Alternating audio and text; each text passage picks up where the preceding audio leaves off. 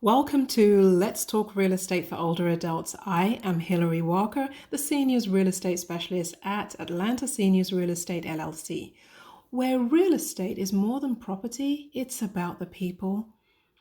We specialize in working with people who are baby boomers and empty nesters, and you are listening to the podcast that talks about the many issues, challenges, tips, and tricks that we come across when working with people over the age of 50. A quick disclaimer for you.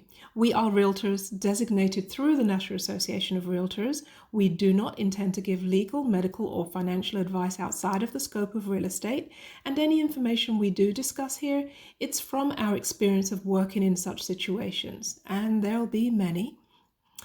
But we suggest that you gather professional advice as and when needed. So let's jump into today's discussion. Yep. I am Genie McGee. I am a retirement mortgage specialist with Fairway Independent Mortgage. I offer education, training, and origination on the reverse mortgage product, which is actually really called the home equity conversion mortgage, or HECM for short. I have been doing this work with folks who are 62 and older for the past 20 years. I'm passionate about it because You I'm are. passionate about people having a good retirement. So it is my pleasure to be able to be on here with you, who I know you share the same passion that I have. Absolutely, absolutely, and that's key, the passion, isn't it, as to what we do. So for those who are watching and don't know me, so I am Hilary Walker. I'm a seniors real estate specialist. Have been doing this for almost 10 years now, and specialize in working with older adults. As 95% of my business, in my real estate business, that is with older adults. Um, the reason I do what I do is because I saw an opening where some of our older clients were being treated the same as every other client. But we know, and certainly Jeannie and I know for sure, is that when you get to the seasoned years and you're older, there's a certain temperament and a certain patience, amount of patience that's required to help you through this stage. Downsizing, relocating is not as easy as it was when you were 30 and 50. So with this designation, it allows me to share my passion for working with a group of people that I love so much. And I just have the patience for this group. Not saying that they have to have patient people all the time, but it takes a certain amount of work, amount of effort to get an older adult from that stage of deciding they need to move or want to move or have to move, very different things, to sort of moving and transitioning to wherever it is they're choosing to go.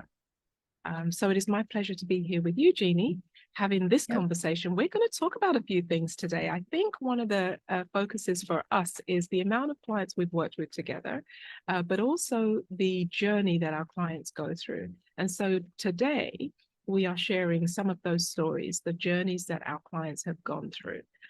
So let's kick it off with one of your clients, Jeannie. How about that? Yes, yes.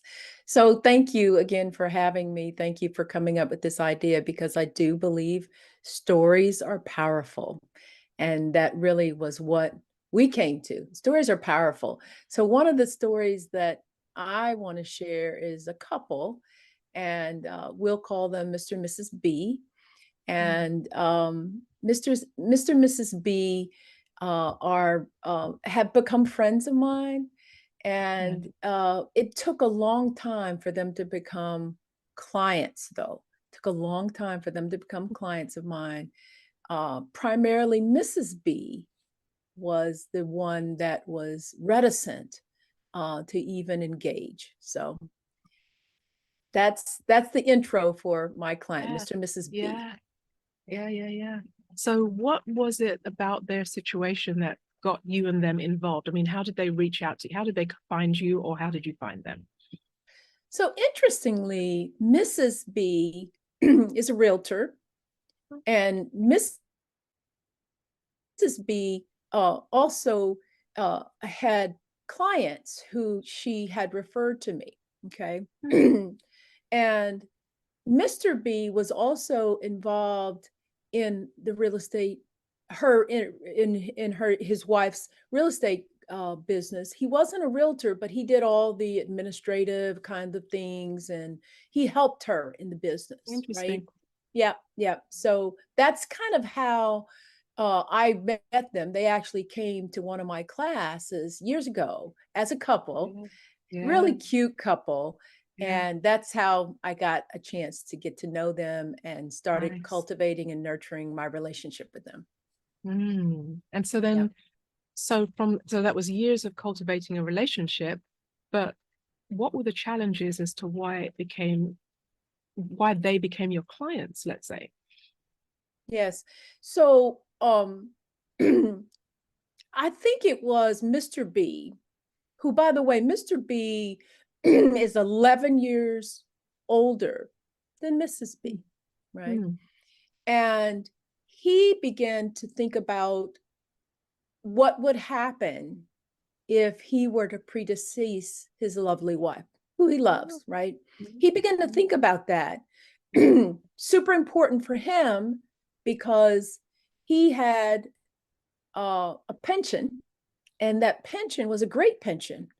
It was the lion's share of their income, right? He had a mhm, great pension. Most people these days don't have pensions, only 13% of us do. He had one, and it was a good one.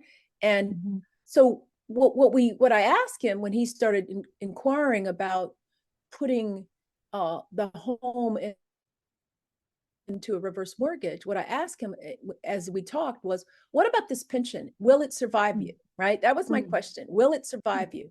And I asked his wife, Mrs. B, I said, will that pension that your husband have survive you? And they didn't know, right? They didn't know because they put it in place years ago and they couldn't remember. And I said, the first thing we need to figure out is if that pension will survive you. And so Mm. he went to check, and I got a call a couple days later from Mrs. B, and early in the morning call, like Oh, 7:30 in the morning. mm. And she was really upset because she found out that that pension, that great pension, would not survive him at all. Like, if he died, the pension stopped, and Yeah. she would not get anything. How common is that? It's very common. Yeah. Very, Yeah. yeah. Interestingly common. I learned that situation as I went through this business throughout the last 10 years. And more I'm coming to find that that is the situation with most. It might be, if I were to kind of gauge it for percentage wise, I would say that maybe 20% of pensions are passed on. What would they call it? There's a term for it. Um, Um, I don't know. oh Oh, gosh, if survivorship, right. that they're in survivorship situation. So if the pension can go past the person who deceases, about 10% of them actually have that written into their pension. And so therefore, when one spouse dies, the other is left with nothing. And then their lifestyle reduces significantly, right? Because there's no longer that income for the one who's surviving. Well, and you think about it, when you're asked to make those choices, when Yeah, get that yeah, pension, often you're younger. You're yeah, not thinking about being in your 70s or 80s or 90s, right? You're not even absolutely. thinking about that. It's so far off, it doesn't even seem real. And so you Yeah, make those choices early on, and then you set it and forget it. You forget right, totally about it, and you're just right. thankful to have this pension. But often what I've found, and I think it's interesting, that people don't think about the future. Thinking about the future, Mm, thinking about death, thinking about losing a mm, spouse, super uncomfortable. And yeah. so instead of planning for it, they just kind of don't think about it. And it's a recipe for disaster often. Yeah, yeah, yeah. And we see that we end up having to try and pick up pieces to help people out and find the resources to help them. But what you started to explain was that scenario about that particular couple. What were your strategies and how did you help them? So my strategy initially was to ask that very important question. And when they found out that that pension would not survive Mr. B, then we began to ask other questions like, Mr. B, if you were to predecease your wife, would she have the ability to stay in the house you're in and be okay? And Mm, that answer was a resounding no. They had a mortgage on the property, right? And when you looked at the math simply did not work. If he were to predecease her, she would Mm. not be able to continue to pay that mortgage and maintain the same level of, lifestyle that she had. It just wasn't, it was going to be a difficult situation. Right.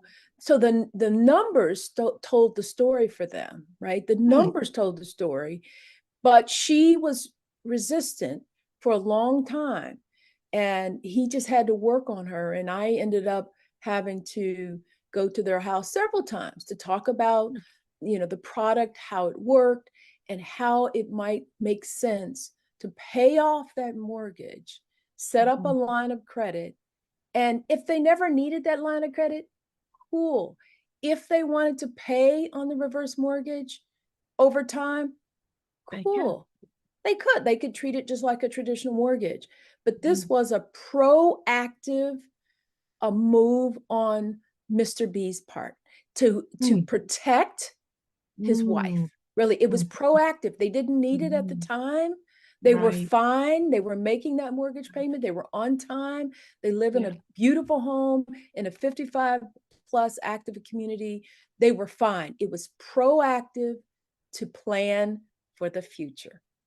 And financially, more than anything. More than anything, it was an act of love. It was Yeah. an act of love on his part, because he knows that Yeah. he doesn't know if he's going to predecease her, but he knows that couples very rarely die at the same time. He understands that.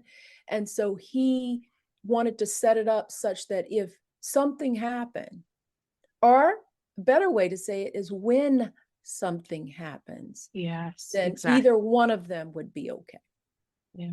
Wow. So Wow. up, That's so go on. I'm sorry. no, I was just going to say that is such a story. And I know you're covering it in a real short form compared to how it could be. Um, but the lessons learned throughout there must have been humongous for them, but for you. Big lessons. I Mm. don't need to go through things to learn stuff, right? I just learn from my Right, clients, right? And right, so right. setting up things in advance, just so that you know that you're Mhm. going to be okay when something happens, learning not to put your head in the sand. I've learned that from my clients. And I often have to have this conversation with my husband, just because he doesn't hear these stories, right? That's He doesn't think, nobody thinks about being right. 80, 88, right? You don't think about that. But if you keep living, it will happen. And just as Yep. an update, so I've stayed in contact with Mr. and Mrs. B. Like I said, they become friends. And interestingly, um, something has happened. So Mm. Mrs. B now, again, she's 11 years younger than he is, but Right. Mrs. B is going blind. Oh. And now she's fine in terms of being able to do her activities of daily living, but she has macular degeneration. She's going blind, so she can't drive, she can't Mm. cook, she can't read, Mm. she can't do some of the things that she would normally do. And she's having to mentally get through that, right? And he's being supportive, but eventually she may need long-term care or some kind of help, because her husband is doing all the things with her, for her. Yeah. And if he were to For predecease how her, long? yeah, how long can he do it? And then That's if right. something happens to him and he can't be her caregiver, Yeah. she's going to need somebody to be her caregiver, because she'll be blind, even if she has all the other things that she can do. So Yep. that's the update, because like I said, it's not if something happens, it's when something happens. When? Right. Yeah, that's right. Yeah. That's right. Wow. Yep. Gosh, that's a very interesting story. I just hope that if that resonates with somebody, that they remember to acknowledge that it's not if, it's when. So Right. prepare for the when, as opposed to, this may never happen. Right. It's likely that it will at some point. Yes. So we Yeah. just don't know that timing. Fantastic. Interesting Yeah. story. Yeah.